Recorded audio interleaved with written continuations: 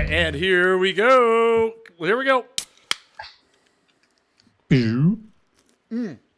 It does actually remind me. Here we go.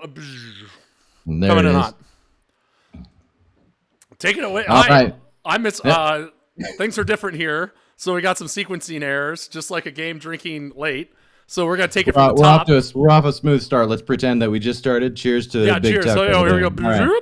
All right. Hey guys, welcome to episode 154 of CMD Towers, Brews and Builds. I'm Mr. Combo number 5's clever impersonator, MarketingRoss, and I'm joined by my fellow host, whose love life is the toxic deluge, BigTuck. How's it going, Tuck? What is up? For those who don't know, Mr. Combo is still recovering from the bachelor party that me, the Godfather, J-Rod, and Big E threw for him last weekend in sunny Pigeon Forge, Tennessee. Overall, I would say it was pretty tame comparative to a lot of the bachelor parties I went to. There's a minimal amount of crying by me. And I would say that my personal highlight was going to Guy Fieri's Flavor Town in downtown Pigeon Forge, Tennessee. So that was pretty slick. But Nice. So Ross, I drove up there with single Aaron. And because I drove up there, I knew I was going to be on the hook for probably taking a bunch of stuff home, right? Right. I think we grossly overestimated how much we can all drink in our 30s, and we had some $400 worth of alcohol purchased for Excellent. 6 people for a handful of days. So I ended up taking home a bunch of stuff that I wouldn't normally drink, like vodka, tequila, rum. But I've actually started liking rum on the rocks. Have you ever tried that before?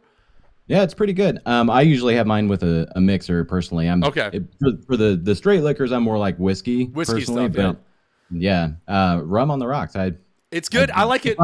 Surprises me from you. But like it was just dire times. I try not to keep it's really good with a few splashes of I really like it with a few splashes of bitters to kind of give it that zip. And you're right, because the problem so I've created my own monster by this as well, because it's not responsible for me to have a lot of liquor around the house.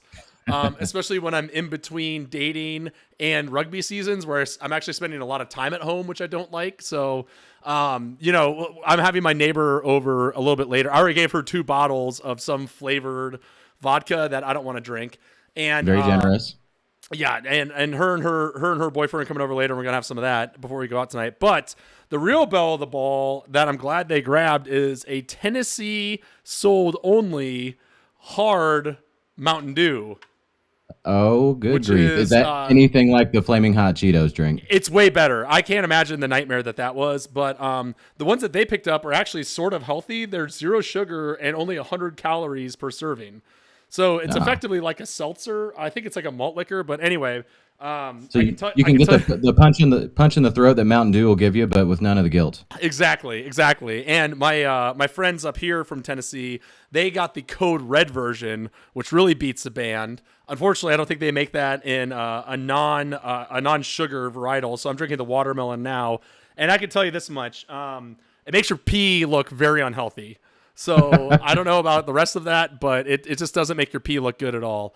So anyways, that's my story. That's my burden to tell this week. MarketingRoss, it's been a minute here. How are you doing? What's going on? Well, first of all, I'm just spending my days missing you, writing my sonnets until the day that we reunite. Pining from seeing me in the office and seeing me screaming and going to get coffee every 15 minutes. So yeah. Exactly. Yeah. No, but it's been good. Still working away, getting ready for the American Royal, which is a big event here in Kansas City. Barbecue cook-off, big hoopla. There's a bigger event coming up even sooner than that, though, right? Depends on what you're talking about and what is out in the public facing. Okay, so never mind. I don't know. I see what you're saying. Okay, no, that's actually after. If you're talking about the birth of my second child. Yes, that one. Yes. Yeah. So that I'm just trying to get through the workload, then I will dedicate my brain power to having a second child looks like. Your next big adventure, quote unquote. Right. Exactly. So let me ask you 2 questions about that bachelor party, though. Number 1, did you punch any cans off of anything? No, there was really very little anger. I got smoked a few times in games, but it was single Aaron. Man, I knew that guy was a good deck builder. He's on a rampage. He's he's on a deck building rampage that can't be stopped. It's upsetting. He's been getting into this bad habit where he sends me decks and I give him really bad ideas and he accepts those bad ideas and puts them in his decks. So like, I don't know if you've seen his Minsk and Boo nightmare that he has. I have. Dude, okay, so I'm hot for that deck. I'm really hot for that deck. We played it. He was the threat the entire time. Me and Mr. Combo totally ganged up on him. Couldn't even do anything. It was bad. Dude, it looks like a house. It's so good. Like, I think it's the best. I think it's like with no shortage of praise for him. Aaron's a good friend of mine, obviously, single Aaron, if you will. I think it's the best Gruul deck I've ever seen built. And it's only That's like awesome. $350. Like, it just has an answer for everything. So no, I didn't. I think it was less of like the can punching was from a vitriol from one man and one man only that even Mr. Combo himself cannot inspire out of me. And that man is Ultra Budget Brews Brothers. # coming for you. The Mountain. The Mountain. Yep.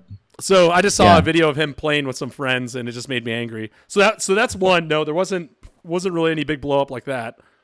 Well, I think the second one will be a much simpler yes or no question, and this is inspired by a bachelor party that my brother just went to and sent me photos, questionable photos from afterward. Did any member of the bachelor party lose their pants at any time? Did any member lose their pants? If you have to think that hard, I would hope it's a no. I wouldn't think. Look, I'm not gonna lie to you. There was the Friday night got a little blurry. Saturday night on my post Flavortown high got extremely blurry.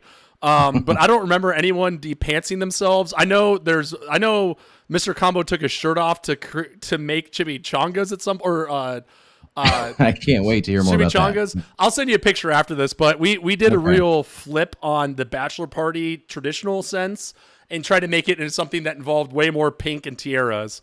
But it ended up just being a complete awesome blast. But unfortunately, the one part of the dynamic duo that Tomer identified is not going to be here today. So we have a great replacement, kind of a late hit pinch hitter here, and I think we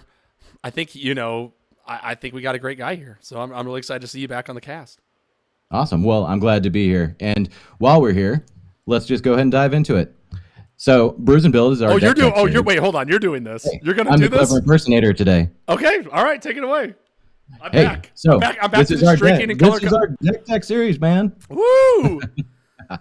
Since we have conquered the path to 32, 12 Themes of EDH deck, Season 3 brought a lot of flavor, and now time for Season 4. We have a Patrons deck that will be entered into the CMC game. We didn't have time to get that. We were trying to do sound effects for this. We're still working out the jingle. We're still working it out. Exactly. So Tuck can tell you a little bit more, but this will comprise of taking one of our Patrons decks, both hosts picking out a favorite card for each CMC slot available, and then discussing it like we do in the typical B&B fashion. Yes. And then we do have some ads here. So we're still doing our 3 ads and the bottle capping.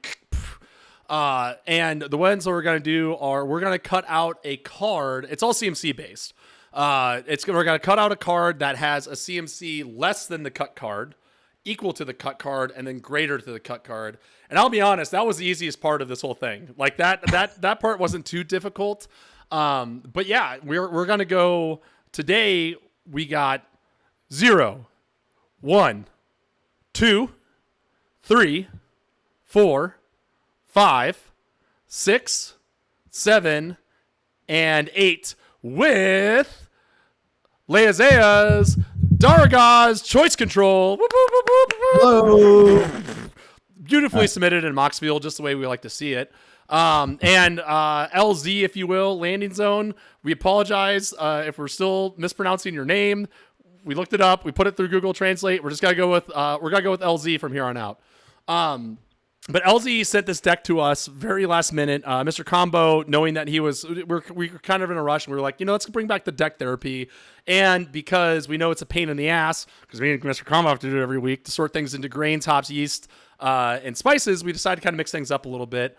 And we're gonna try to build it out this way. So this is a deck led by Darigaaz, the Igniter, and I'll read that, and then you read their description. How about that?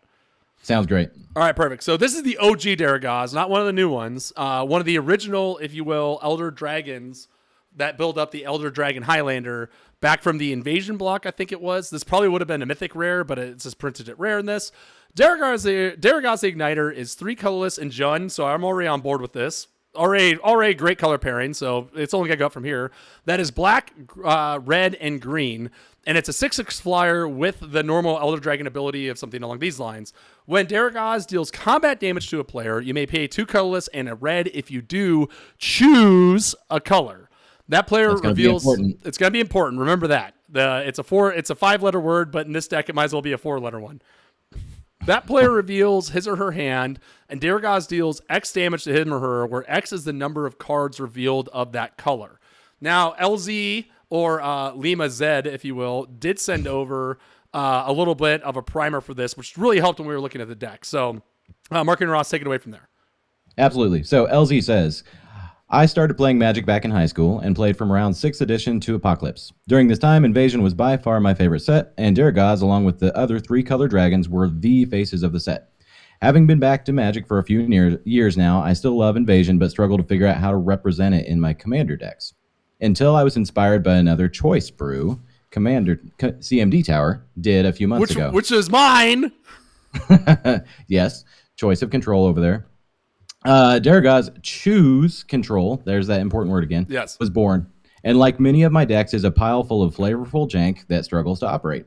The only stipulations to the deck are that all non-land cards must have the word choose in them, which turned it into sort of a de facto control style deck.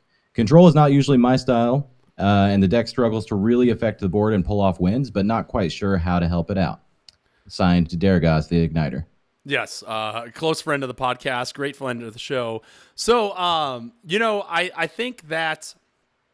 What did you think looking at this first? So I had some chance to read through this earlier, so I kind of have my own thoughts on it. But I know you were pretty much fresh new to this. I would say less than 12 hours ago, correct? Yep, it's a fresh look for me. I did see it come through in Discord and took a brief look over it there. I mean, it's a heck of a challenge that LZ put on themselves to make every card read choose in some way or another. So first of all, props to that. Second of all, I mean, it looks like a fun deck just looking at it surface level. I could see how it would struggle to pull off a win or close things out just based on the list here, but hopefully we'll get into that a little bit. Yeah, agreed. I mean, to me, it's a Jund deck that has pretty much all the Jund varietals of effects that I like in it. So I'm on board with that. Some of the great cards that we like in here. So I feel like if with this heavy of a restriction, you're kind of limited into your straight path win cons. I think it does help that your commander is a 6/6 just out the gates with flying. And honestly, I think that might be the best path to winning. It's just slamming into someone over and over and over again with this original Elder Highlander. So I like it. And if we look into a few things that are interesting on Moxfield as well, the budget, $155. So right down the straight line. One thing I do want to point out when we get into that is that there's a card in the mana section, which we won't be talking about, called Meteor Crater, which is a land from Plane Shift that is tap, choose a color of a permanent you control, add a mana of that color to your mana pool. It's $5. And I swear to God, Ross, when I first started playing Commander, however many years ago, 5-6 years ago, Scooty Shuffles brought this up to me, and it's like, this card's a slam dunk. And the times that I was playing, it only did nothing but pain. And at the time, it was like maybe 50 cents. So I just wanted to point that out there. Maybe this card's good. I don't know.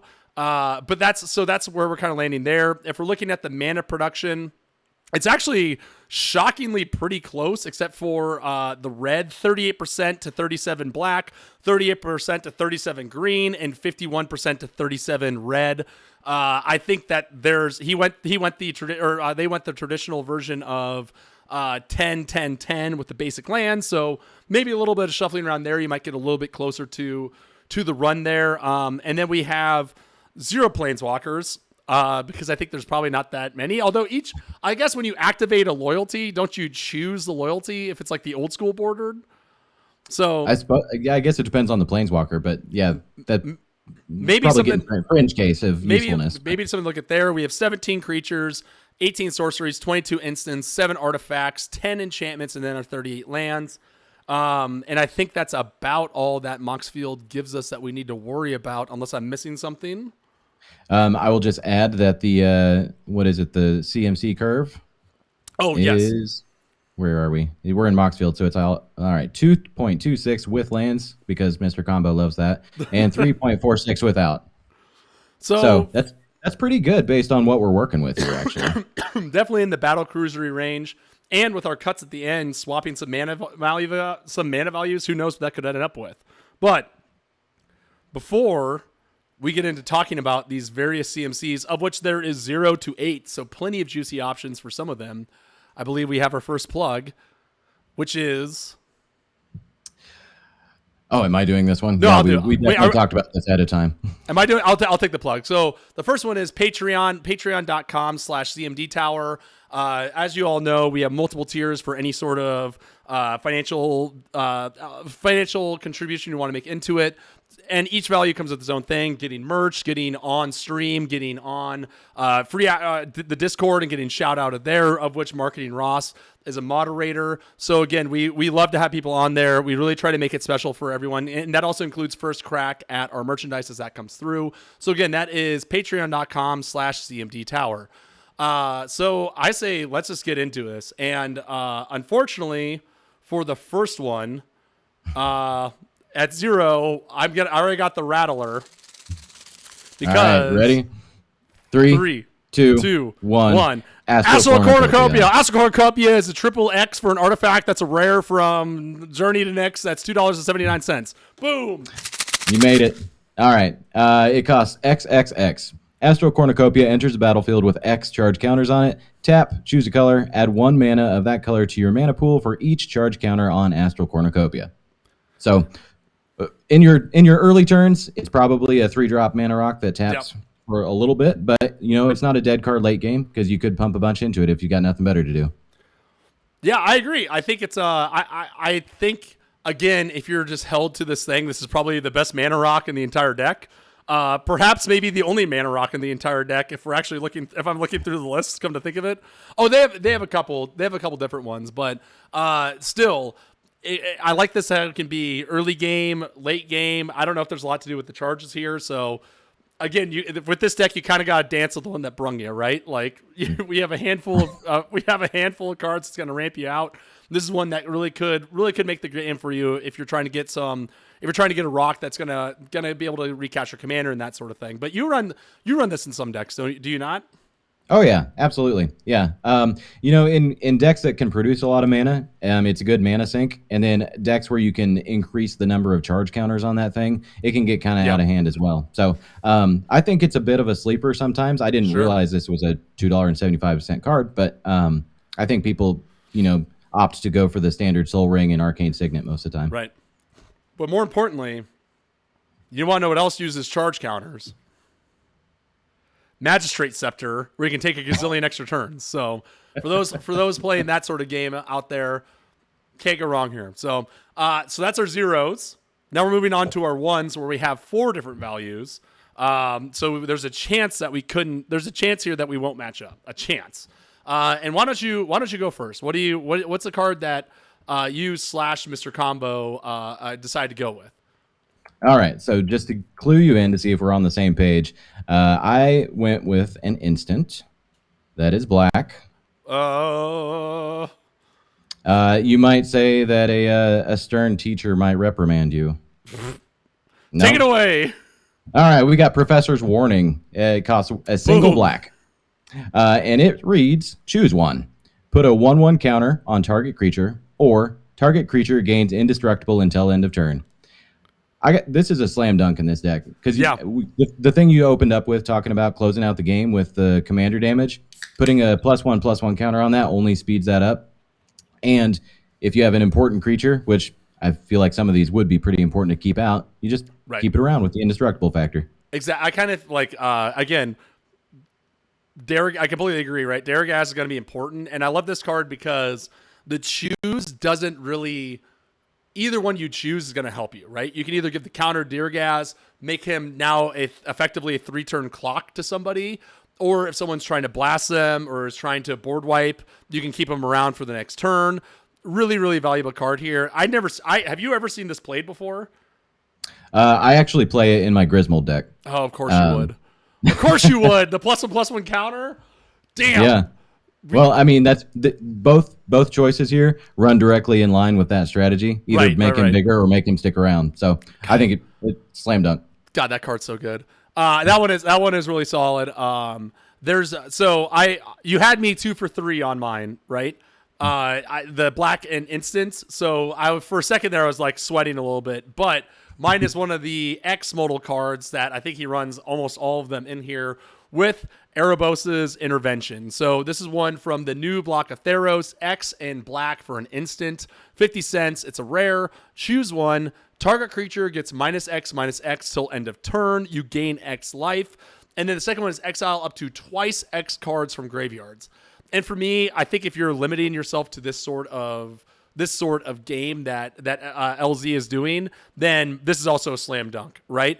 If you're just mana flooded, you have your Astral Cornucopia swinging out for 3, perhaps at the late game. You can gain a bunch of life off of this, right? Because it doesn't say the creature has to have that much life, so you can always kind of pull yourself back from that at instant speed. And then we all know, as MarketingRoss is well aware of, there's usually a card at the table that cares about their graveyard, right? In some form or another. And being able to choose twice of X target cards from graveyards across the board seems very strong, right? Someone's getting ready to reanimate their Shouldered, or God help you, one of their Moijins of X, Y, and Z. Just no, for 1 mana, you can get that and another problematic creature, 2 mana rather, for 1 mana investment into the X. So I think this card's pretty good. I run it in my Zeraxa deck because it's an X spell. Do you think this would see a lot of play outside of these decks that are this narrow in focus? I would say probably not. I think most of the time there's probably a similar mana efficiency option to just straight up destroy or exile something. But I mean, I do like the graveyard side of this. Do you think you would cast this more for the removal or more for the graveyard? I think mine's a graveyard, right? That's where my head is. Yeah. Yeah, because the removal's fine. It's just I feel like it's very inefficient, right? Yeah, I would be curious on if LeaZea has used this often and in what way. I think I would probably lean towards the graveyard just because when you're in a Jund aggro deck, you don't really care about gaining life. Right. And then the minus side of that, by the time you want to use it, there may be something that's like a 13/13 out there. Or something. Exactly. And like even you're indestructible, even if you're trying to bounce around someone's indestructible, you don't even come close to the mana that you need to get there. So, right. Yeah, I agree with that. Well, that's so. Again, not a whole ton of choices here, but moving on to number 2, mana value 2. I think you went first on this one, right? So I'll go on this one. All right. So this is an old school one. I'll spoil this away with. They didn't have the spare. Oh, geez. $45 to turn this into the original copy of this. But this is also a BigTuck Spectacle. One of my favorite cards to run in these sort of decks, and that card is Reverberate. Straight down the line, I love this card. Double red for an instant. Copy target instant or sorcery spell. You may choose new targets for the copy. For me, this is about as good as it gets in red in red and or Jund. Excuse me, if you're trying to play some sort of control game like we're supposed to here in this control quote unquote build. So I love this card. Like I run it in all my mono red decks. I run a lot of my dual color decks. To me, this is just blue. This is just red counterspell, right? Yeah. Hold up your mana. I think a lot of people look at this and they forget I can target other spells with this, not just mine. So yeah, like you said, it's a counterspell. It's a redirect. It's a beautiful card. It's so good. Now the question is, we're not getting into budget here, but. Well, I guess it's kind of the same question. So, this card, $3.45, right? Fork, yep. $48. Effectively does the same thing, just turns the other thing into a red spell. To me, not worth it, right? No. But for $40 more, you do get Deflecting Swat. Now, I know that's almost a quarter of the budget's deck. but do you think that's worth it in this sort of choose your own adventure build? So if you already had one, 100%. Sure. Because you get the upside of cast for free if you have your commander. So absolutely. But if you don't have any of these laying around, I'm going to go Reverberate all day. Yeah, absolutely. And it's a little early, but if you do own one, I know a place where you can get another copy for a pittance of $3, which we'll get to in 3 different cards. So that was my number 2. There's still a lot of options here. Rocketing Moss, what are we doing for number 2? All right, so for 2 green mana, we have a sorcery, Road of Return. It says, choose one. Return target permanent card from your graveyard to your hand, or put your commander into your hand from the command zone. And it also has Entwine for 2 to choose both. This, with one of the OG dragons that already costs 6 to come out, by the time he gets removed a couple times, you're going to love to have this card in your hand. I think this card's incredible. I don't remember. I think we might have talked about this 3 years ago when we went through the previous session for this. I think this card should see way more play, right? Especially in things that have permanence. I was looking through here. This does feel like a little bit more of an instant sort of deck. So you'll probably have 1 or 2 targets that are going to be really strong for here. But just for cards that have your high cost commanders, for cards that are running tons of permanence, I mean, so this is in the right deck. Would you agree this is a better like regrowth varietal, right? I would say so because you have the regrowth stapled to it if you want for another 2 mana. So it's essentially casting both. I would look at this as always doing the commander from the command zone to your hand. That's a primary one, right? Yeah. And then do I want to pay another 2 for a regrowth effect? Right. And especially in decks where like this, where it's top down and the top end of it is so strong, right? Definitely well worth it there. Commander Beacon is what, $15, and people run that if they can. So for 50 cents in these colors, I think you're getting a lot of value out of here. 100%. Okay, let's move on to our number 3s. And before we get there, we do that, who took let's just hit it. It was the pictures, right? You take this one away. All right. Well, it wasn't me. It was it was Matt, friend of the show.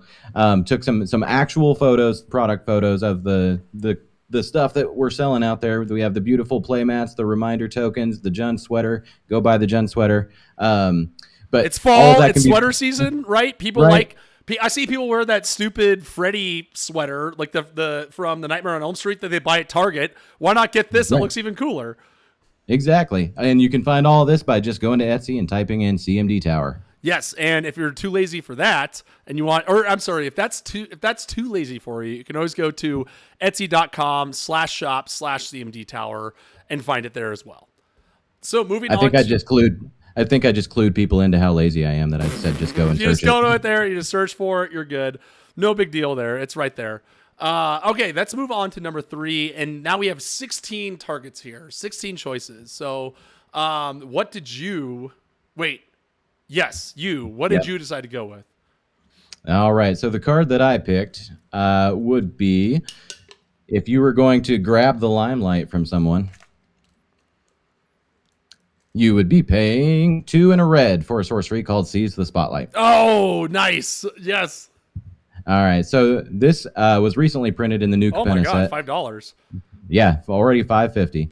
And it says, each opponent chooses Fame or Fortune. For each player who chose Fame, gain control of a creature that player controls until end of turn. Oof. Untap those creatures and they gain haste. For each player who chose Fortune, you draw a card and create a treasure token. What a banger. Wow, this is really good, right? This is like a mini Expropriate in red. It's pretty wild. I never heard of this card before. So okay, so bottom floor. Bottom floor of this is you get 3 creatures, draw a card, and create a treasure, right? So it's only the opponent's choosing in this one. So bottom floor could be you end up with 3 mana dorks. But still, if you have some sack outlets or anything else, there's some value. Wow. This is really good. This is really good. What deck? Okay, so if we're talking, so I feel with these sort of cards that are this sort of modal, this card I feel loses its value when we get to 3 colors, right? Because then you're kind of stretching yourself too thin. If you have white, you get the land tax varietals. If you have black, you get the draw, the pay life and that sort of thing. But mono red, I think this is a slam dunk, right? Oh yeah, good there. Yeah, I was just trying to think through like what would I run this in. I think I would run it in my Rakdos build. I can't even think of his name. The slaughter god. Mogus.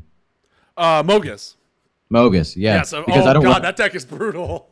Because I don't run a lot of creatures in there anyway. Right. So let me borrow yours, or I get to make treasures and put something else gross on the battlefield. Right, and that's great. Like, I think if it was, do you think if this was just draw a card, or do you think if there's like, okay, this is how this card gets bad, right? There's three choices. The choices is fame, fortune, or finality, or something like that, right? One of them is a creature, one of them is a treasure, one of them is draw a card, right? Okay. Yep. That card is not good, I think. No. But the fact that you either get you get to choose the creature, or this also is cute. Gain control of a creature, which gets around hexproof and shroud. Target, yeah.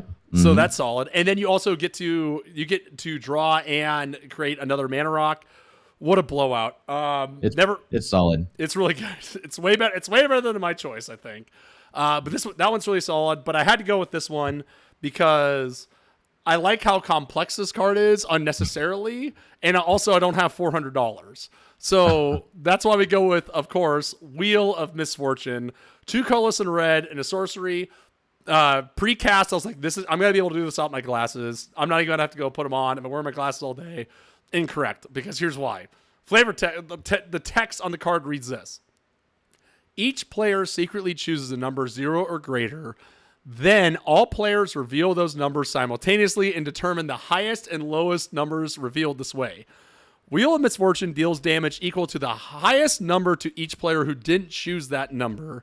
Each player who didn't choose the lowest number discards their hand, then draws 7 cards. So I believe the gimmick on this is if I want to wheel my hand, if I'm like, I'm ready to go, I don't care, I'm going to choose 0 because it doesn't matter. Because somebody is going to want to keep their hand, and they're going to have to spend mana to do so. Or they're going to have to spend life to do so. Correct? Wait, no, it's the other way around. No, other way. Yep. Damn it. So so if you pick 0, you get screwed. Even I forgot how this works. Yeah, so you want to go kind of mid-rangey here because you're going to get hit, but you don't want to be the lowest guy that just dumps your hand for no reason, right? Right. It's like Goblin Game, but actually something comes out of it. Right. So yeah, this is like something you want to choose 5, 6, and that sort of thing. I think I think almost every time I play this card, I have misplayed it by the way I bet. But overall, for me, I don't know about you, but in red, red is starting to catch up with their draw spells. A lot of their impulse effects that go to the next turn. But I still think that this is like borderline mono red standard. If you're playing a deck that cares about drawing cards, I still think this slots it in. Do you have this in any decks that you can think of? I don't think I run it currently, but I will admit it is definitely more fun than a lot of the just strictly impulse or draw cards in red. Yeah, might as well take a spin on the wheel. Right. And I think there was a Magus of the Wheel misprint or promo that said it was by who was it? The quote was, "I'll take an AE like Aether" by Jaya Ballard. Solid nice. On this one. Well done. Well done. Yeah. Whoever did that at Wizards should probably get a raise. So, what's that old card that's it's like a torture device, and on the flavor text it says, "I'd like to buy a bowel." Oh, hold on. It's the black. It's Black Vice, but it does it for everybody. Damn it. Well, hold on. Well, I'll look into it. I'm looking that up. What are we doing next? For our 4th slot. All right. I went with a red creature from the new Dungeons and the AFR Dungeons and Dragons set.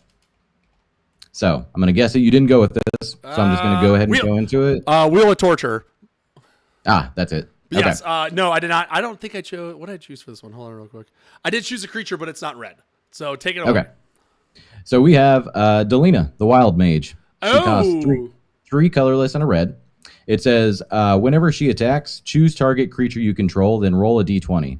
If your result is 1 through 14, create a tapped and attacking token that's a copy of that creature, except it's not legendary, and it has exile this creature at the end of combat. And then if you hit 15 through 20, create one of those tokens. Roll again. roll it, baby. Just keep rolling it. Just keep rolling it.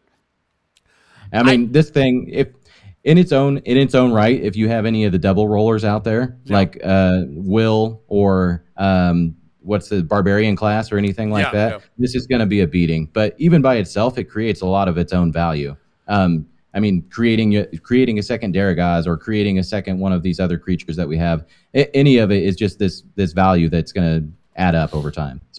Yeah, I love it. And again, I think I always confuse this one with Riona Fire Dancer as to which one's like the super competitive one. It's the other one, but I do love it, right? Like worst case scenario, you're gonna get something else, right? And he does, they have some pretty heavy. They have some pretty heavy swingers at the top of the curve. So I think that there's probably going to be targets here. We have some really value creatures even in the 3 slot, like making another copy of Azra Oddsmaker, or maybe that's a bad example. Well, and aside from the attack, we have some pretty solid ETBs too. Right. There's some of these that if I can get another one of these ETBs, heck yeah, let's go. Yeah, great inclusion, fun inclusion. See, this is what I'm talking about. Like, this is why this deck to me is like, if you want to win, I wouldn't play this, right? But if you're just like trying to have fun and like play a deck that's interactive and like it's going to be doing a lot of different things, I think this is a solid one to choose for like that middle end of the night where you're just trying to like have some fun interactions, make some memories, have some things to talk about in the hashtag 40 Life in a Daft channel on our Discord, which you can get when you're get handed. There it is. Oh, handed. I'm back next Monday. The hands are coming out. I got Dave the Noob. It's going to be great. Let's do it. Okay, so my one is one that in this deck, I'm guessing you're probably going to get only one out of. But I think that's fine. And the reason why I like this card is because I think that it's like the name explains the card very well. And that card is Vindictive Lich. So there's going to be, if you're still playing with 4 players, there's going to be someone who's going to be suffering for every one of these, right? So Vindictive Lich is a 3 colorless and a black. That's a 4/1 zombie wizard redacted. Wizard Harry. Because Mr. Combo isn't here to roll his eyes. So it states, and it's $5. It states when Vindictive Lich dies, choose one or more. Each mode must target a different player. And that's what I'm getting at, right? So the 3 modes here are target opponent sacrifices a creature, target opponent discards 2 cards, and target opponent loses 5 life. And I think the flavor text really, really does a good example of explaining how this card is going to work for your opponents. Heart, mind, soul, weapons all, right? There's going to be someone who only has 2 or 3 cards in their hand. There's going to be someone who has 1 creature out. There's going to be someone who is at 10 life, and taking 5 is going to hurt them big time, right? And I think this is a card that's political enough where when you play it and if it makes a round, if it dies, who cares, right? But if it makes a round out and you start attacking, people are really going to start thinking if they want to block it, right? Because they might have their they might be down to 2 cards. I can't get rid of either of these, so I'm just going to let it through. They may have only their commander out if they're playing like a top-down Voltron sort of build. If they're getting low on life, they may not want to take the 5. So for me, this is like a card that is either a great blocker and kind of disincentivizes the blocks, or it's a great card to start swinging in with because you know someone's going to take the 4. Right. No, I think it's sweet. I will point out that the text says that each mode must target a different player. Correct. So you wouldn't be able to hit that last player with all 3. But even so, if I swing a 4/1 at you and I'm just looking for damage, go ahead and block it. You're going to lose 5 life. Yeah, exactly. So I think each mode of that is great, and you can swing it at the person who you know is not going to block, and just force your other opponents to suffer from their choices. Yeah, and then everyone else got to make them feel bad about it, right? So. Solid card up and down. I really think it's I think it's a really fun value here, but that does finish the 4s. And now we're starting to get a little more narrow, right? We're starting to narrow down with each individual one. So the chances of us matching get higher and higher. So we're gonna go into number 5. We're gonna go into the 5 spot. There's eight targets here, and I believe this goes to me, right? Correct. Okay, so I think this is the pile of cards of which there's the most fun cards, but maybe ones that aren't the hottest in the deck. But there is one that I think is really strong.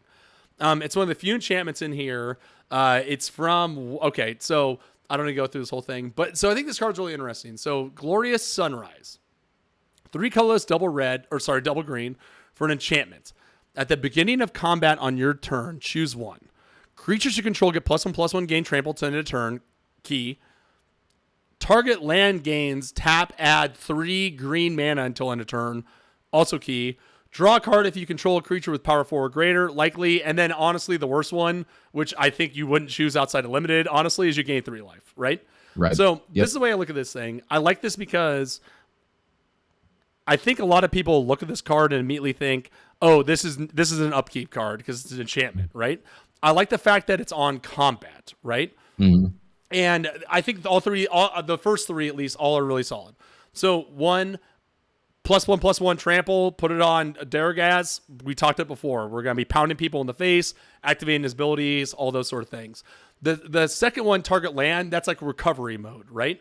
That's like Darigaaz costs 10, now it costs 7. Second main phase, we cast them out. They probably don't have any removal at this point because we're that late in the game, or however much it boils down to. Draw a card to control a creature with power 3 or greater. We've already talked about how on the top end of this, a lot of these creatures are 3 and plus. We didn't talk about them, but like Orcus, Prince of Undeath, Tectonic Giant, Territorial Hellkite, a lot of these things that are chooses are 3 and up. So you're going to be able to get your value out of that. So I think that this card is a little sweaty in most decks that can't abuse the beginning of combat on your turn, right? But in here, again, with the restrictions, I think this card's a real big haymaker and can make a lot of changes for someone playing it. Yeah, absolutely. I like the fact, like you said, that it's on combat, so you get immediate value out of it if you cast it in your main phase. And then also, I don't know about you, but sometimes there are these turns where you have similarly costed things, and you're like, it's a really hard decision on which way I want to go. Right. And with that second mode here, you can look at this as basically casting this enchantment for 2 and then using that 3 green elsewhere on something else. Absolutely, so right. It opens up your options a little bit, and I like that a lot. Yeah, and with the choose again, like even when we talked about like Vindictive Lich, there's the one that you were talking about. Where was it? Delinea also just costs 3 and a green, right? Or sorry, 3 and a red, so it pays for that like right out the gates. Right. Yeah, I like it. Okay, and what is yours? Moving on, we went back into creatures with a mythic from this is a banger. It's expensive, man, but it's good. All right, for $6.50, we have Balor, which is 3 colorless and 2 red for a flying 5/5. When Balor attacks or dies, choose one or more. Each mode must target a different player. Target opponent draws 3 cards and then discards 3 at random. Great. Yep. Target opponent sacrifices a non-token artifact. Could be key. Balor deals damage to target opponent equal to the number of cards in their hand. We've played against those Pure and Toothy decks where that's going to absolutely wreck somebody. Yeah, that's going to hurt. And it's a 5/5 flyer with flying on top of that too. Now here's what I think this card's cool. Do you think this card is worth $7 though? I don't know that I would pay $7 for it. If I open one, I'd be happy to run it, but yeah, I don't know. I think I'd have to have a pretty dedicated theme or other reason to buy it for $7. I think actually this would work in my new that Raphael that's like Tieflings, Devils, and Demons deck. I think it's pretty solid. Did you build that? I did. Well, by built, you mean the way I build decks now, which is I just go through my collection and slap together 100 cards. Yes, yep. Then in that case, and then add the cards I want to a TCG order I'm never going to order. Yeah, then and if that's the case, I built it. So here's, I think it's cool, right? Like, again, so people are going to suffer from this, right? I think they're not going to suffer near as much from the Vindictive Lich, but there's going to be people who have just tutored and they have 3 cards or less in their hand. You're like, all right, well, figure that out. The sacrifice. I love that it's random too. Yes, right. And I think the non-token artifact is critical. if it just said token artifact, I'd be less hot on it because it's treasure. like clue, treasure, food, Thopter, mirror. So I think that's clutch. And then, like you said, jamming someone with the end. So let me ask you this though. We know that this is where Wizards is starting to get greedy, right? I think because the Baylor started in the Lord of the Rings as a Balrog, right? Okay. It's effectively the same thing. Look at it. It's got the whip and the sword. It's what Gandalf fights in the mines, right? But it has wings. But Balrogs don't have wings. Oh, interesting. So now when they do the Wizards United or Infinity or whatever it is, they're gonna have Balrog, which is just gonna be this but 2 colors. Probably. Wizards is playing way too fast and loose with their D&D. I get the D&D cut over, but we already know that Lord of the Rings came out. Lord of the Rings came out first. I don't know. That's my only worry, or it's a stupid worry. Is Baylor a character that you have encountered in your D&D adventures? Have I encountered a Baylor? I don't think so, because I don't think we ever got high enough. I think they're like challenge rating 18 or 20. It's like, okay. Let's do this. Let me ask you this, okay? So it's like a huge like just gonna bone you to the face, right? He looks like it. Yes, and he's not gonna be scared about it. But let me ask you this. Okay, hold on. You don't play D&D, right?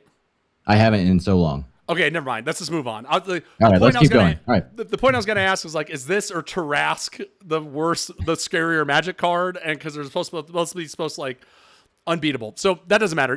People in the comments figure it out. But before we go on into our number 6 picks, we do have another great plug, which we hinted at earlier, and that is through abyssproxyshop.com. One of the best partners and sponsors we've had out there. They make the highest quality proxy or playtest cards, as we call them over here. And if you do a custom order like Mr. Combo did, they can get it with the normal Magic backs. They're really solid. And they always have things where if you spend $30, you get $10 off or percentages and that sort of thing. But if you use the code CMD Tower on there, you get an even bigger discount. I'm not sure if they're still doing the buy $100 or more and you get a free set of Aber duels or anything like those lines, but they're really helpful. If you have cards you want proxied, you can reach out to them. If you want to buy Mr. Combo's Warriors or Game of Thrones deck, you can search those and get those for you. So again, can't say enough good things about abyssproxyshop.com. So we got 3 more sort of options. 2 really. So let's go into the 6. So I believe this is me, right? And I think this is probably the best removal spell in the deck. It's budget, it's Golgari. A lot of modes here, which we love. So Casualties of War, 2 colorless, 2 black, 2 green. For a sorcery, choose 1 or more. Destroy target artifact, destroy target creature, destroy target enchantment, destroy target land, and target planeswalker.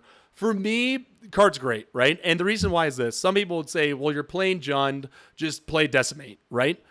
Fair enough, right? But there are times in Decimate where you don't have an enchantment, so you can't cast it, right? Or it fizzles or whatever. Mm-hmm. The thing here that really separates this one from the pack for me is the last 2. Lands and Planeswalkers. I don't love slotting in removal that is Planeswalker specific because I play a lot of creature decks and that's my Planeswalker removal. But sometimes there's a board wipe or you're playing someone who's playing medium or super friends. Palace options there. There's also times where you're playing against someone, Gaia's Cradle, Glacial Chasms, the rest of these nightmare cards that are out there, Serra's Sanctum. And just being able to have that modal on there to me makes this really turn it into like at least a 3. Most times when you want to cast this, it's going to be a 5 for 1. And for me, for the mana cost, I think that's super valuable at the 6 drop. What do you think about Casualties of War? I mean, I love the flexibility of it, how many targets that you can hit with it. I've been dumb enough to pull this out of a few decks and then really wish I had it later. And then you get screwed. Then you get screwed off of it. Yeah, absolutely. It's a solid inclusion. It's hard. I think it's like. I think in a deck like this still holds its weight.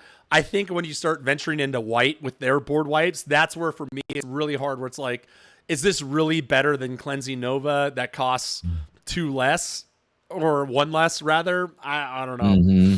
But overall, I really think this. I really think this is like a great choose your card, a really great modal card, all that other stuff there. So that was for me. You obviously didn't choose this one. Which one did you go with of the other 6 options that we have? So 6 for 6. We can just move straight down the alphabetical order of sorceries, and we went with Command the Dread Horde for 4 colorless, black. It's a sorcery from War of the Spark, and it's 99 cents. Choose any number of target creatures and or planeswalker cards in graveyards, not just yours. Command the Dread Horde deals damage to you equal to the total converted mana cost of those cards. Put them onto the battlefield under your control. So I feel like this is one of those ones where you would ask a guest, has this ever bitten you in the ass? Yes, correct. Because if you get too greedy on this, it's going to hurt. What do you, okay, do you run this at all? Because I do. I had it in a deck, and I never saw it, so I ended up cutting it for something else. Yeah. I think the best comparison I can have for this one, personally, is compare this to Living End, right? Which I think is like the best comparison of it, right? 3 colorless, double black, everyone sacks their creatures and brings stuff back from the yard. I think if you're playing big creatures, or if you're playing a dedicated graveyard deck, Living End is better than this almost every time, right? But I think there's these fringe decks where you're playing heavy commander, or you're playing Golgari that's heavy on mana ramp, these sort of things where you know that the creatures in your graveyard don't really matter, right? And I think that's why this card still is very interesting to me. I spec bought this. I think I bought like 5 or 6, expecting them to go up in price. Obviously, I was a fool there. But I'm trying to remember, I play kind of a kamikaze style, right? Where I'm just getting in the red zone. I'm just attacking. I don't really care about my life total. And if I remember correctly, I think you're much more conservative in that regard, right? Where you don't quite go as hard into the paint with your own life as a resource as I do, right? So it depends on the deck, but yeah, most of the time, unless it's a deck that is actually using life as a resource, yeah, I get flexible on it. So one of the member of the play group here and good friend of yours, Duff. Of course. One of the things he said to me one time, and I've used this over and over in talking to new players now, is he said, I don't worry about my life total until it's below 20. Yeah. And so keeping that in mind, and that's typical Duff, right? But I mean, keeping that in mind, like that's a good litmus test for, should I be concerned about taking that 4 damage? Should I worry about commanding the Dread Horde on this boss creature? On this 9 drop or whatever? Yeah. I don't know. The decks I've played more often, and this was the case in the bachelor party, are just so aggressive, and like I just get attacked. So for me, it's like life total doesn't really matter. So if I think, okay, let me phrase it to you like this, because we're getting close to running out of big talk stuff soon. So how would you feel about paying 20 into this card if you could? 20 life. 20 life. Yeah. Well, oof. If you had it. If I had it, I'm fine with it. So if we think about like a Orzhov deck that's gaining life incrementally over time, hell yeah, I'll do it. If we're talking about like I'm just still sitting at 40, I think it would be board state dependent for me. See, for me, it's like if I could play this card and pull it back and still have 5 life left over, I'm done. Like, there's no further questions, right? I don't care. Like, I got all the best creatures in the game, post board wipe, whatever. But again, that's why I also didn't win a single game over the bachelor party weekend. So, maybe you got to live that Jund lifestyle. Dude, it's so good. My new Jund Haystack is like, we'll probably talk about it soon, but it's like me. It's literally just everything attacks all the time. I don't even care if it's unprofitable. So I do like me some Jund. But let's move into we got 2 sections left. The last one is a joint one. Spoiler War. Spoiler War. There you go. Spoiler War. This is now a Game of Thrones podcast. Let's get into the 7 drops. There's 2 options. I did not choose the enchantment. I did. So good. Oh, nice. Nailed it. Take it away. So, I'm a huge fan of this one, and it just encapsulates the Rakdos spirit. So this is good. Captive Audience, 5 colorless Rakdos, black and red, and it's an enchantment, and it states, Captive audience enters the battlefield under the control of an opponent of your choice. At the beginning of your upkeep, choose one that has not been chosen. Your life total becomes 4. Great. Discard your hand. Yeah, great. Discard your hand. Also sucks. Each opponent creates 5 2/2 black zombie creature tokens. So I know that you run this in a deck. In your experience, do people typically choose the zombies first? Okay, so this is the best part of this. I have gotten bit in the ass by this card. I have. Because I don't know what deck it's in. I know it's in one of them. But it wasn't because the person chose the wrong thing. The person I played this on was screwed, right? The problem was each opponent creates 5 black zombie creature tokens. That was what bit me right in the ass, because even the 5 I had wasn't enough to stop someone else with their 5 and the rest of their army. So I think you're correct. That's usually the first one they go with, right? Because they're like, I'm not discarding my hand. I'm not going to 4. So, yep. That's where I actually have gotten bit by this one. But again, it's way too fun not to run, right? Like, I think in your Rakdos decks where people's life totals are running low, where you already have your creature run, I'm surprised you don't have this in your Mogus deck, to be honest with you. I do. Wait, it is? Oh, yeah. Have you gotten to play it or no? Yeah, it's been a slam dunk in there before. So what's your experience with it? Did you lose to it or no? No, I made someone else lose very quickly to it. So they chose the 5 zombies because if I remember right, they were already at low health, right? They were 10. Okay, so yeah. So the funny thing was they ended up getting slapped right after that turn, for an amount that put them below 4. And so the next turn they chose to make their life total 4. but then the group slug got him anyway. Yeah. It's tough. No, I think it's great. Here's the thing though, I don't remember this being $5 until we just looked at it, right? That seems an awful lot for this sort of shenanigans, but right. Like for it to target one person and cost 7 mana, that seems steep. The other thing too that I'm shocked of is the second one, because I have a copy and I've opened it before, and that one is Titan of Industry. So 4 colorless, 3 green for a 7/7 creature elemental. I think we literally just talked about this 2 weeks ago on my Ragadega deck. Reach trample. When it enters the battlefield, choose 2. Destroy target artifact or enchantment. Target player gains 5 life. Create a 4/4 green Rhino Warrior creature token, and then put a shield counter. Yeah, there you go. Slam dunk in your Rhino deck, and put a shield counter on a creature you control. Generally, I think when you play this, it's the last 2. In this deck, I would wager to guess it's also the last 2. You get a blocker, and also you get Darigaaz ignited. I've gone back and forth with this card a lot. Do you think this card is good? Is it like $7 good? I don't know. Is it mythic? Is it like mythic rare? I mean, this, if you play this in limited, which is the format I think it's really printed for, it's you can't beat this card, right? A 7/7 with reach and trample. Like it's over, right?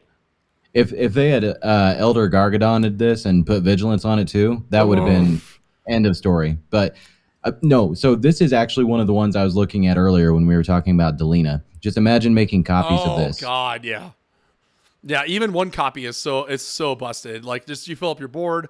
If this was a normal Jund deck, I'm not so hot on this card. But with this one, with the stipulations that you have into it, I mean, it's probably one of the stronger top end cards of the deck, right?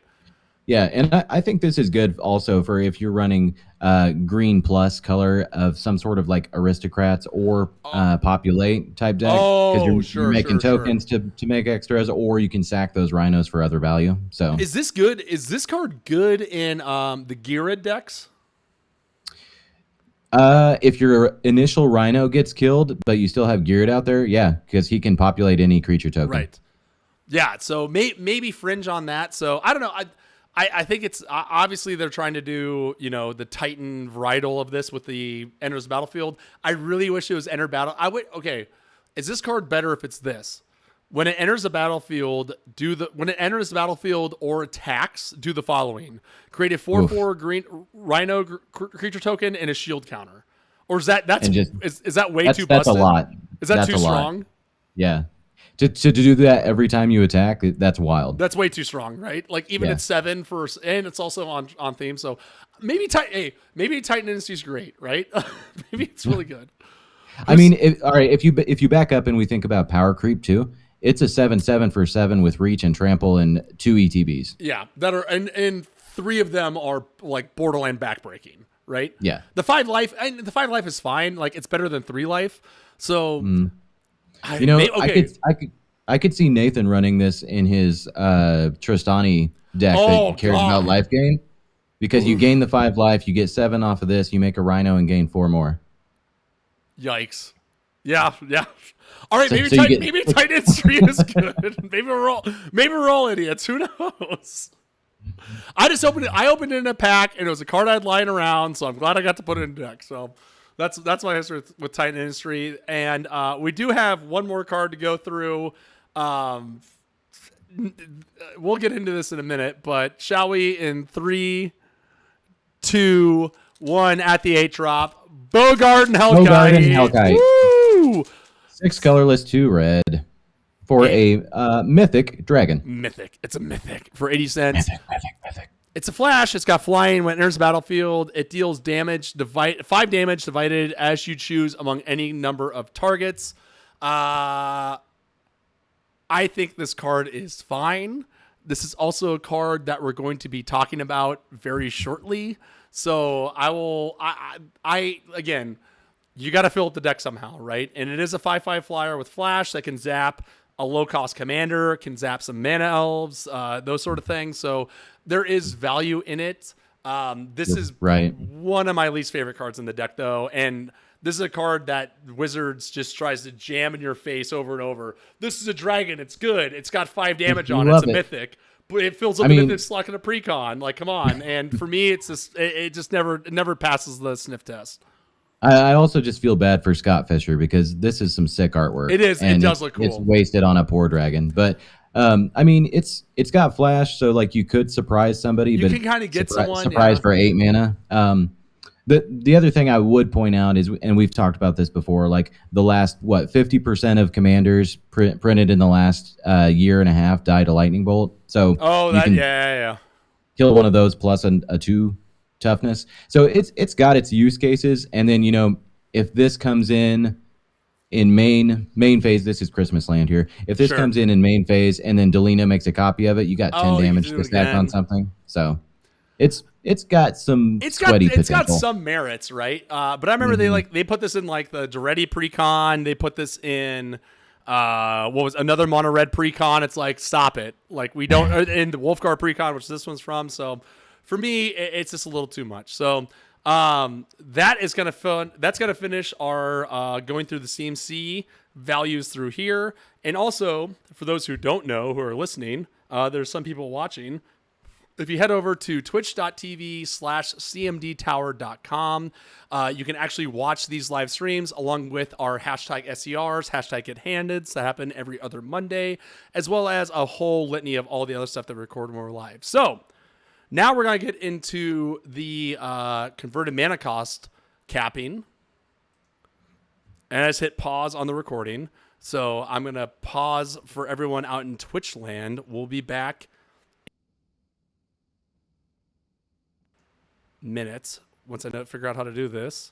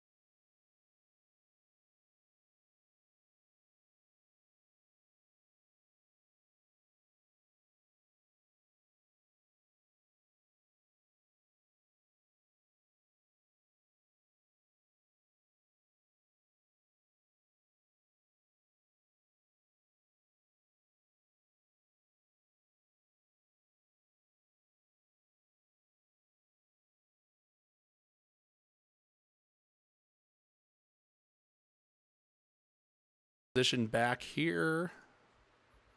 Hello, everybody on Twitch. And then we're gonna start recording in 3. And I'll go first off the capping. Okay, so we'll go 3, 2, 1.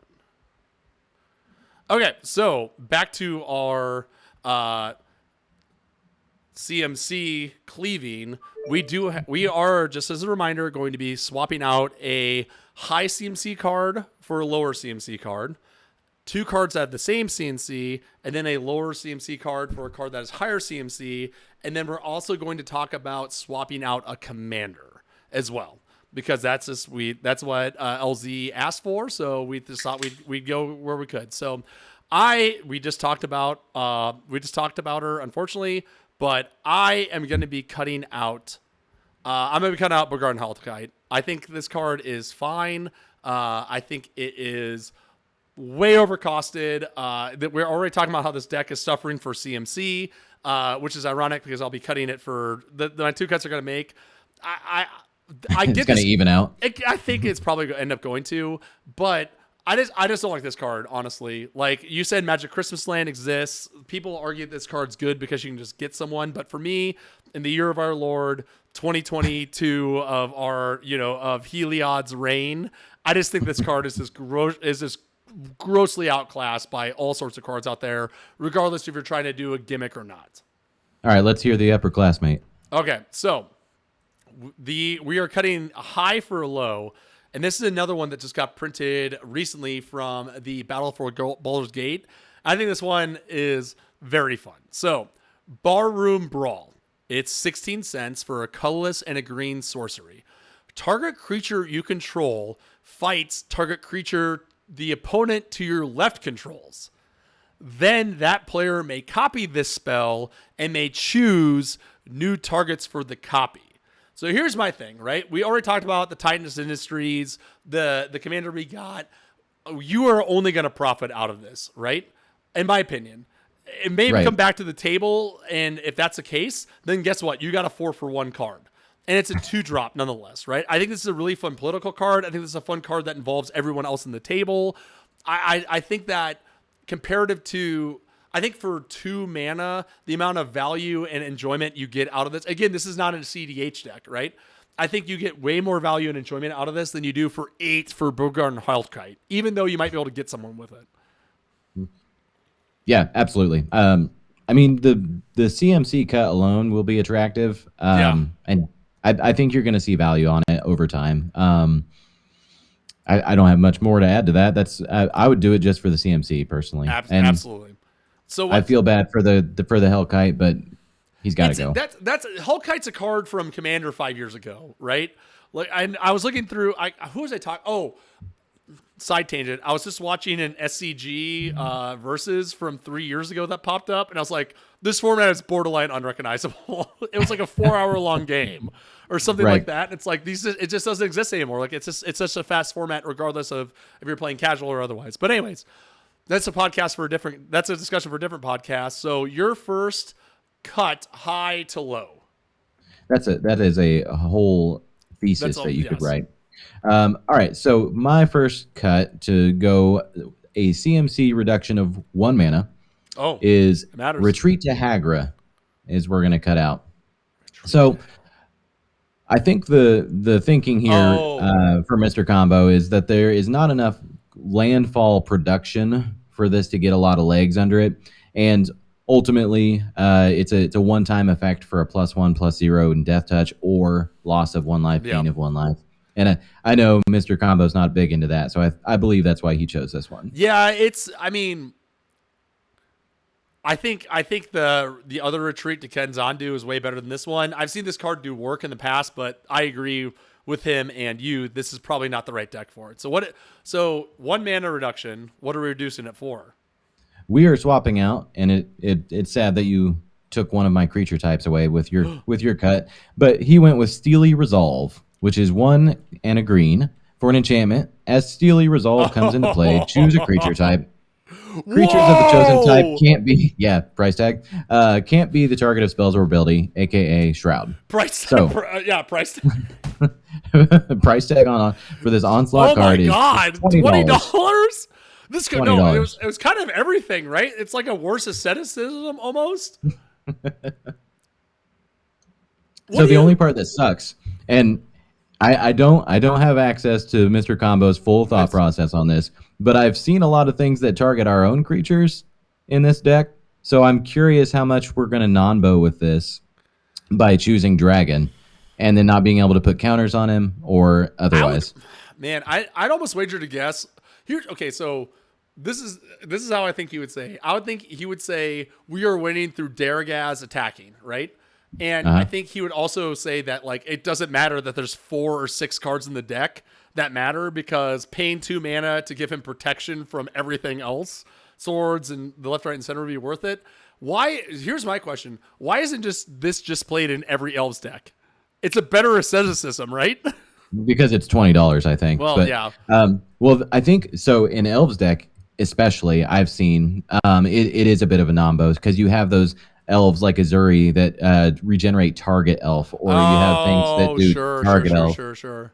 So being Shroud is a problem. But I think this would be really good in that the elf precon where you just tap. Oh, Lathril. Mm-hmm. Yeah. God, that we had like a lateral winter here in North Carolina. It was colder. It was colder playing that than the weather outside. Dude, she's kind of a bomb out of the box. I think it's the best precon they've ever made. It's like just picking it up, shuffling it up, and playing. Ahead of like Prosper. Ooh, so here's my thing with Prosper. As a Prosper player who has tuned it, it's a value engine, but the problem is like it's a value engine kind of to nowhere. Like you have to. Okay, so here's one for you where you can pick up the precon and not do much work, and the deck will work for you. Is AC of the Gyre Strait or whatever it's called, the big Simic Serpent thing. Oh yeah, it's double land drops. Yeah. It's just like it's literally just they printed Simic good stuff with a commander that does Simic good stuff. Like they put a soft lock in the deck. Wait, really? So you have Eternal Witness and Whelming Wave. And so you Whelming Wave and bring back Eternal Witness. Everybody else loses everything, but you keep AC. You slap somebody for 6. You cast Eternal Witness and get Whelming Wave back. I didn't even think about that. Like, one of the guys I play with here just played that precon, and we're just like, all right, like how many more times can we blow up AC or any of the sea creatures? Like, then you just lose. When I was in Magic Fest Richmond, there was some girl. Well, it didn't matter if that was a girl or not. There was a player that I played with who was. She was like, "Oh yeah, I have AC, but it's nothing like the precon. I've changed a bunch of cards." I was like, "Okay, cool." It was just a precon. It was just a precon with like better cards in it, and she like completely blew us out of the water. So what are you gonna do? Yeah. I hope you're not tied of those puns. See, I can do it too. Moss. It's not just you. I'm gonna have to wave goodbye to you on that one. Got me. All right, so I refuse to get into this. Wait, are you older? Is your brother older or younger than you? Older than me. Yeah, okay. That's why you and me are so much alike. I also had an older brother that I like to torture. So, yes. The next one I'm going to cut out is there's one in here. So I had to reread this like 4 times. I think this card's way too busy for what it does. I'm going to cut out Radiant Performer for my CMC to CMC. So Radiant Performer is 3 colorless, double red for a creature, human, wizard, redacted. And it states the following. It's got flash. And then another reason why I had to put my glasses on, literally when I was like working on this, when Radiant Performer enters the battlefield, if you cast it from your hand, choose target spell or ability that targets only a single permanent or player. Copy that spell or ability for each other permanent or player the spell or ability could target. Each copy targets a different one of those permanents and players. So, all right. So I guess they were smart doing the from hand thing when you get into blink shenanigans, but yeah. It's just, for me, it's like, I get it, right? Like Drain Life or Fireball or something like that. Like, you can kind of get yourself out of it for me. But, like, for 5 mana, it just doesn't do it for me. First off, it's way too complicated. So you're like, I don't even know. I was trying to think through my brain of like, when's it time to cast this, right? And because you can't cast it in response to Torment of Hellfire, you can't cast it in response to Expropriate, you can't cast it in response to Green Sun Zenith, you can't cast it in front of. You can kind of cast it in front of like Comet Storm to live, I guess. You can cast it, I guess, in front of your like a Swords to Plowshares or something and make it a mini board wipe. But for me, Right. I don't know. This card was just way too sweaty and cute for what I think this deck's trying to do. Unless I'm completely missing something, MarketingRoss, which could be the case. I mean, I will fully admit that my brain does not work like a combo player, but to me, this is a chaos card. So the Swords to Plowshares instance you talked about, if it's a put a +1 counter on something, if it's a do X to it's a weird Zada build, right, or Feather type of thing where like you're multiplying this effect, but not just across your creatures, across everyone that it could target. So it's kind of weird. The only, I guess, if you had more life than someone else and you fireball for just enough, you could fireball everybody, right? Yeah. Does fireball target? It's not choose. So for me, I was like, this is just a little too sweaty, just a little bit. And we all know I like to sweat. I've been sweating this entire podcast, but I thought that there's another one in here that was like a little bit more consistent. And we already have Riveteer's Charm in here because Riveteer's is the best. It's what they call Jund. So why not also have Riveteer's Confluence? So 2 colorless in Jund. That's black, green, red. Sorcery, choose 3. You may choose the same mode more than once. So your first mode is draw a card and you lose a life. Second mode, it deals 1 damage to each creature and planeswalker you don't control. And then 3 is you may put a land card from your hand or graveyard onto the battlefield tapped. So the reason why I like this one is because I think this is a deck like many of these. I feel like a lot of these jank builds, theme builds, they don't lose to mid-range Azorius decks. They don't lose to commanders because they have some semblance of removal, right? What they lose to are fast, aggressive token builds and that sort of thing. So for me, even though it's slightly overcosted, the fact that you now have a way to ping 3 creatures, you have a way to ping 3 damage or 2 damage and draw a card, whatever it boils down to. I like the modality here, right? There's not a ton of mana rocks. Late game, you may not want to cast your commander, and now you have something where you can draw some cards, come back from that. You could bounce back. If someone boards wipe, if you have a handful of lands, you can play those out. It is kind of like a little bit more of a Magic Christmas land card than the Radiant the Performer. But for me, I think this is something that's going to get your game moving at the same cost. Right. Yeah, I guess if we go back to LZ's write-up and they want this to be some sort of control build, being able to wipe out those tokens is going to be pretty key. Sure. If you have nothing else to do, I don't love the fact that you would pay 5 to draw 3 and lose 3 life, right? Yeah. And the only other thing I would add is if LZ was running more either fetches or even like the Evolving Wilds of the world, having those to bring back out from your graveyard, or even the new one, the Riveteer's Hideout or whatever it's called, where it automatically goes and finds another Swamp Mountain Forest. I would like that a little bit better if they packed some of that in as well to support this. But overall, when this is in your hand, you know what you're going to do with it, as opposed to the Radiant Performer, where you might have to wait for the right moment. And to be fair, LZ also chose every single land card had choose on it as well, except for basic lands. Well, no, I was going to say, does the new one say choose a mountain? But it does not. No, it does not. Yeah, it's all target. So good on them. But that was my same CNC to same CNC. What did you think about what were you and Mr. Combo big braining on this one? All right, so the 6 CMC drop that we chose, and I think you're gonna have to stick with me for a couple of rotations here before this actually makes sense. But it's Vivictus Asmati the Dire is who we're cutting. So it's a 6/6 flyer. Okay.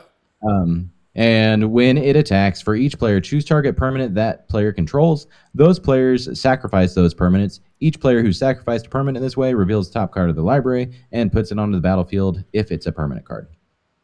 So, if you didn't know, Duff has a deck, Vivictus, and I it believe can it's be a brutal, beating. is it not? It can be a beating, but for the first half of every game, he will play politely, where he lets you choose the target. I see. But I don't want to get too much into the reason that we cut this because it's going to come up real soon. Okay, all right, that's fine. So what do you think you're gonna cut it for? So we're swapping it for a Planeswalker. Of course, Mr. Combo wants to put a Planeswalker in here. Absolutely. Liliana, Dreadhorde General, 4 colorless black Planeswalker Liliana. God, again, we're doing this again. Here, I'm gonna read it out because I didn't get to. Whenever a creature you control dies, draw a card. That's already good. +1, create a 2/2 black zombie creature token. -4, each player sacrifices 2 creatures, and then -9 is where we get the choose part. Each opponent chooses a permanent they control of each permanent type, then sacks the rest. So this, I mean, Choose. it's got the choose. It's got choose on there. It's got control on there, and it makes its own tokens to protect itself. I mean, it's a meat and potatoes pick, but it's going to do the job. This is the best black planeswalker that's ever been printed, right? It has to be. I think me and Mr. Combo were talking about this like a week ago or something. So I'm a big fan of the one that goes and finds swamps for you. Oh wait! Oh shit! That's exactly what he said too. Okay. Oh no! Who was I talking to? No, me and him were talking in person. That's right. Me, him, and Single Aaron. Because I was like, Liliana Dreadhorde General is like the best planeswalker that's ever been printed, or mono black one. And then they were like, well, the other one you can like turn all your swamps into stuff. I think it's I mean, more planeswalkers in this deck because you something else to do, right? This is a 6 mana removal spell, which in this deck seems pretty solid. The best part is, this is what Mr. Combo brought up over the weekend. I'm remembering now. So if you just wanted to buy the diesel straight out the gates, normal version of this, I won't even ask you because we're not playing The Price is Right. Straight out the deck, pack fresh, $25, right? Right. Wow, that's a lot. If you want to get the stained glass varietal from Secret Lairs, it's $18. You're saving $7 to get a better version of the card because so many people buy Secret Lairs. All right, now tell me how much you can pay for a Pro Tour promo where you cannot read the card. Did you look it up already? Yeah, it's $400. $400. So if we're not working in a budget, LZ, you could, all that glitters, bling it out. Bling it out. And also, All That Glitters is the channel on our Patreon Discord. So there you go. That's how you do it. All right, so we're going from low to high CMC. So this is a card that I have a charm deck, and this one did not make the cut. I gotta look it up here. Hold on. And now all of a sudden my thing is going haywire. All right, nope, not colored. I really need to go get LASIK or something. I swear. Or better glasses at minimum. I have astigmatism, so my eyes change like every year. So it's a whole thing. But anyways, of all the cards you have that have choose on them in these colors, I think that this is the weakest. So Gruul Charm is maybe the worst cycle of charm that's out there. So a green and a red for an instant. Choose one. Creatures without flying can't block this turn, which is fine-ish, right? But there's so many other effects that can do that. The second one, gain control of all permanents you don't control, worthless. Don't love that either. Yep. The last one, deals 3 damage to each creature with flying. If you're playing Drakes, I see like the varietal of options that we have here. This card for me is just never like, Simic Charm is so much better. The other charms from Nuka Perner are so much better. This is one of the few charms out there because I love charms. We love modals on here. Rakdos Charm is god tier, right? But this one for me just never like it's all too situational. Like, am I way off the mustard here? Like, what do you think about? It just seems like it's all trying too much, right? Right. So I get that it's a choose card and it's only 2 mana.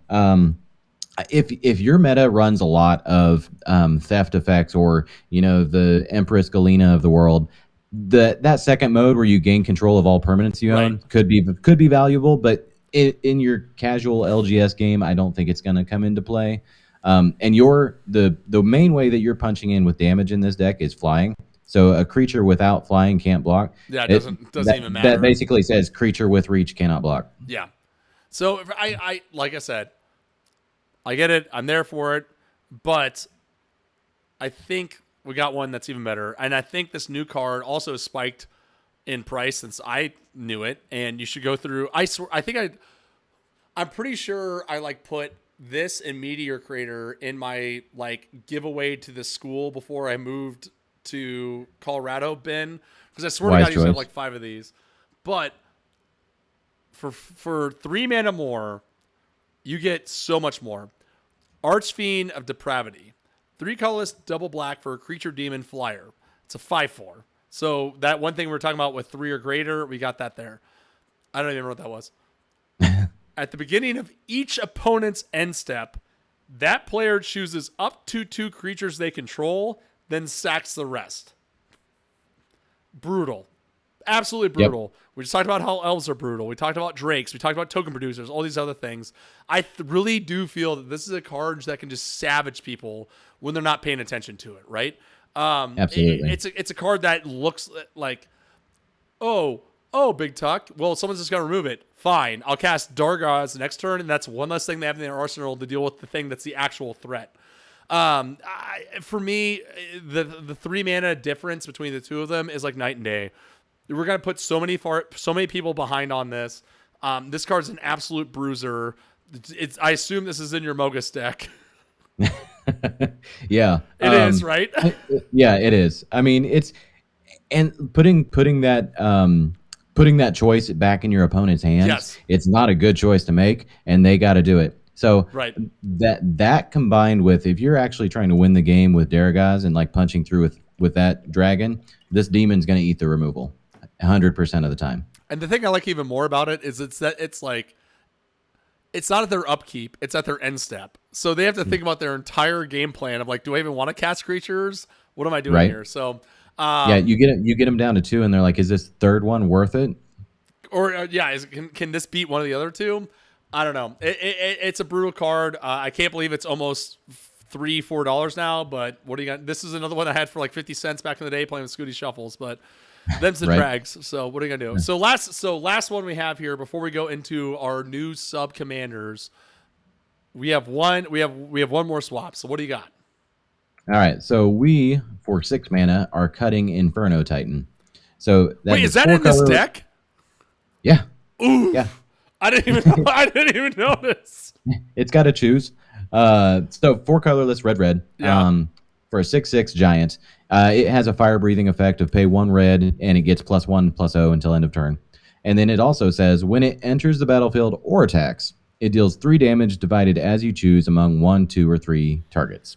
So, I mean, I'm guessing the reason that we cut it here is because it's a lightning bolt for ETB and attack.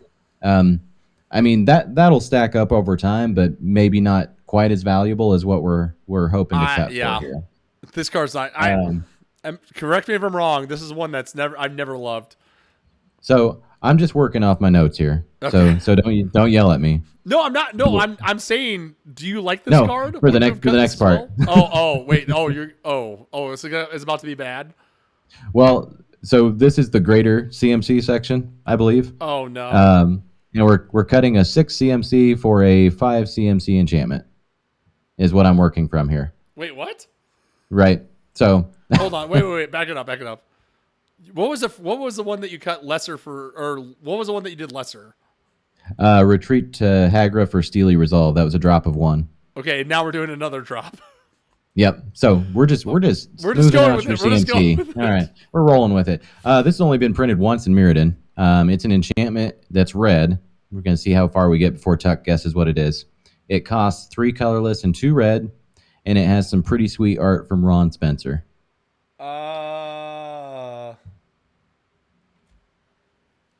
It is. That's the one with the sword, right? The set, yeah. Is it?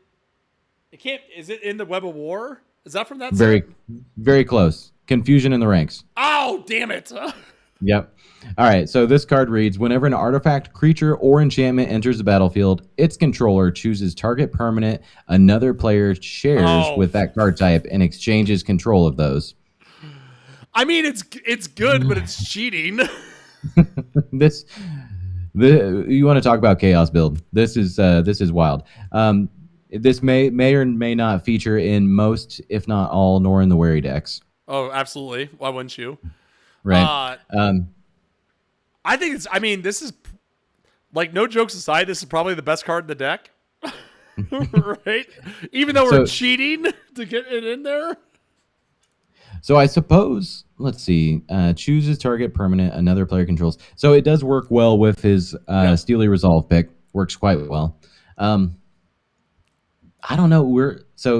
Maybe there's another angle he was taking here, but with Commander included, we have 17 creatures. I feel like we're gonna lose out on our bangers to some Llanowar elves or some 1/1 elf tokens. I mean, I can see it. But so here's the thing, though. I think this is where Mr. Combo's going with it. It's not just us; it's everyone. Right. So we're gonna give away all of our crap to someone else that for says something choose. else. Well, yes, but yes, those are facts. The thing that I'm most concerned about, though, is we have 17 creatures to drop on the board, right? Right. And other people get to pick it too. Yep, and they say, "Well, here, have a soldier token. I'll take Darigaaz." I can in my mind's eye, I can see where he's coming from. Right. Combo's big braining, and I'm scared in the corner. Also, he cheated, so this could just be the illness talking about it. Listen. As crazy as a man he is, he does know his stuff when it comes to this game very well. So I'm sure he had some 10-minute, 20-minute long convoluted way of saying this. I still think it's fun, but I'm not sure if it's worth the CMC reduction and or cheating the cutting card. So we're just gonna look. It's like I was about to make a reference to the show Departed, where a guy goes in the witness protection program that was on Adult Swim that I'm obsessed with. So we're just gonna move right past this into our last bit here.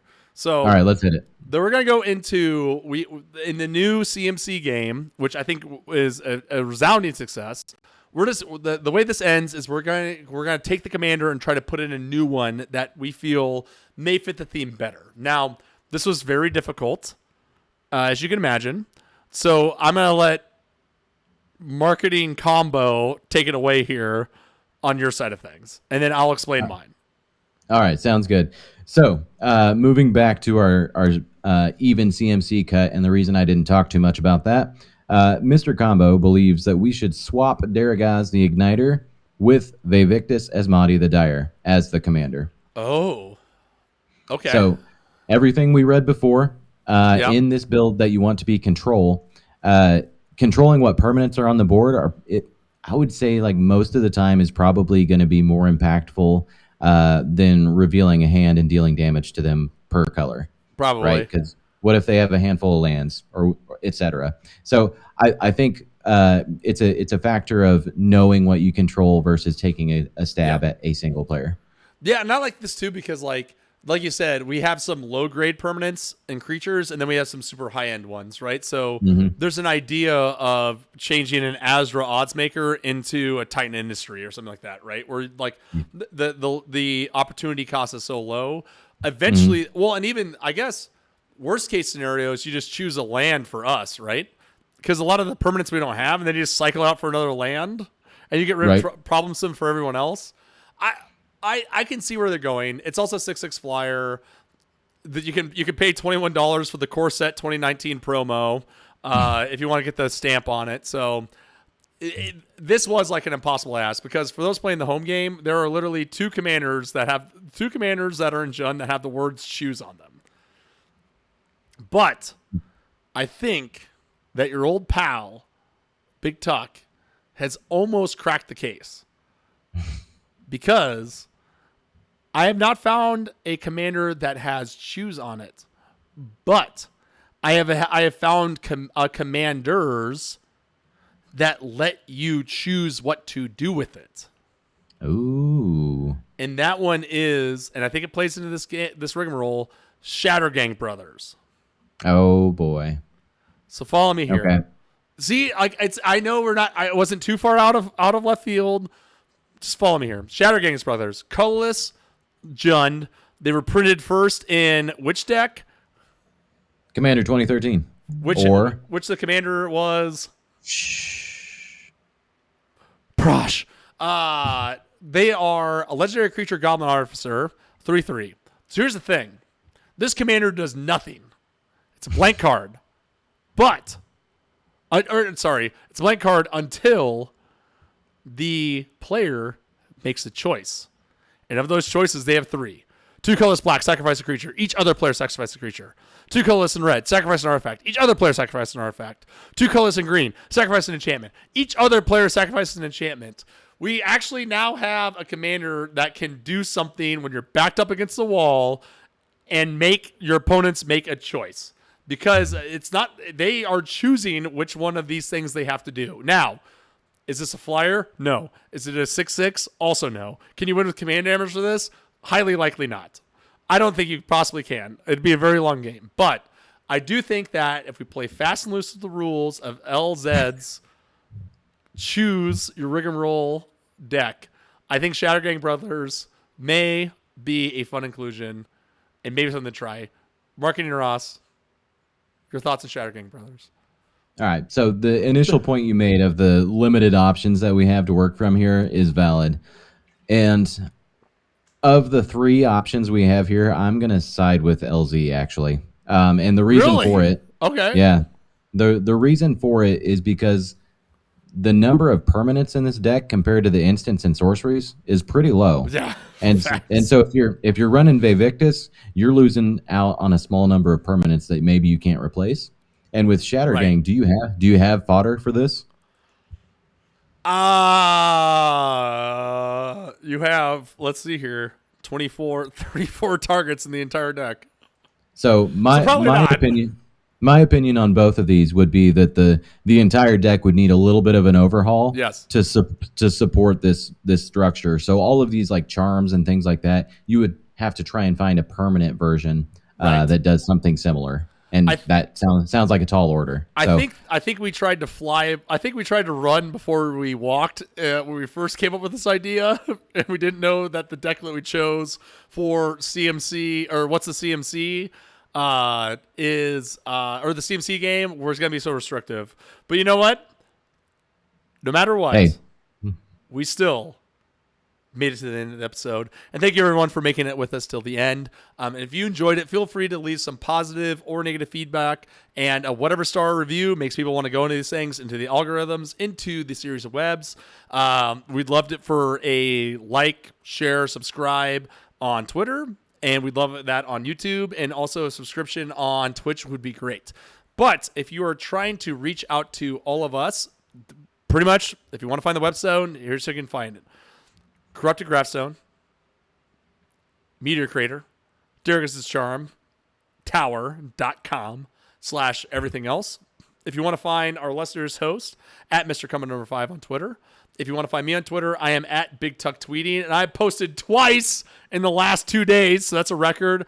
Our wonderful last-minute guest, MarketingRoss, where can we find you on Twitter if people want to come and yell at you as well? Please do. I am on Twitter at VizardRixVibes, but more importantly, come find me in the Discord. I'm always lurking around with my co-moderator, SD Sharpie. And they're doing a killer job out there for us, so we really appreciate it. You can also find us on the website, once we get around to updating it, at www.cmdtower.com/BNB, episode 151. Remember, if you're looking to support us, you can do it through a myriad of ways. Liking, sharing, subscribing to any of the content that you want. Our Patreon at patreon.com/CMDTower. Our Etsy store if you're looking to pick up some swag at etsy.com/shop/CMDTower. And then, of course, with our partnership at abyssproxyshop.com using the promotion code CMDTower. So, end of the episode, MarketingRoss, last-minute pitch hitter, doing the world a favor here. How do you feel? You were here in a brand new format. We literally brought this up on Wednesday because we were both still hungover from the weekend and just trying to find something to do. And I think it worked. I think it went gangbusters. And also shout out to LZ for always lurking, always getting up on Twitch, and the great deck. MarketingRoss, what did you think about the format? Did you like it? Obviously, we all like the deck. Where are you sitting at the end of this for your first full CMD Tower episode?